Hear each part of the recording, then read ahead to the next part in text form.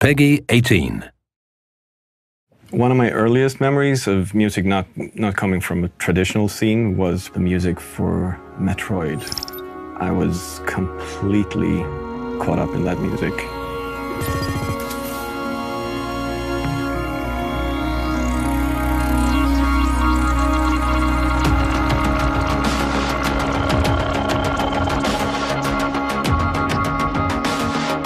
The first game I worked on was called Excessive Speed.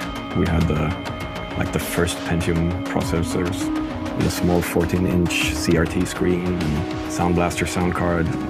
That was it, you know. Ground Control 2 was, well, we were still a small company, but we had a solid fan base. I felt we need to solidify the trust of the fans. I wanted to give them something more for the people who really liked the music from the first game. I'm still very proud of the music for World in Conflict. I was very lucky to start working close with the writer, and we had a close relationship discussing different characters, giving us a score that was much more married to what was going on in the game.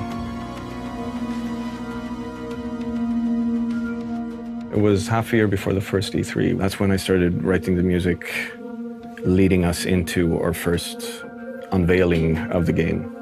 Without any preconceptions at all of the sounds, I started investigating the story and the characters and figuring out where do the sounds come from in the world, in the story. There are going to be characters in the game that play different instruments, and you're going to encounter these people in different ways, in different locations. The pianist, he is actually my brother. He works here at Massive as a programmer.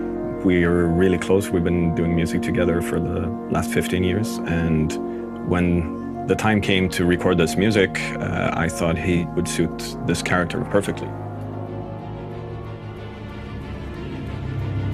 We have the general, the epic story of the Division.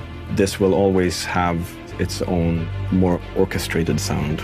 But when you dig into the deeper stuff, when you play the game, sometimes even go only down to percussion and analog synthesizers and get that roomy, realistic feel with something that is old and tangible. Get the room, get the tone, get the feeling, and find a place for that in the game. Limitations is the key to invention in anything, really. I find so every single day I create music, it's about limitations.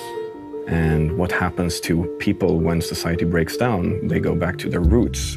I looked at different kinds of guitars and a lot of instruments that were brought to the US when people still didn't have records and things like that.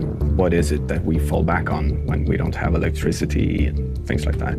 That was sort of building the basis of the whole score.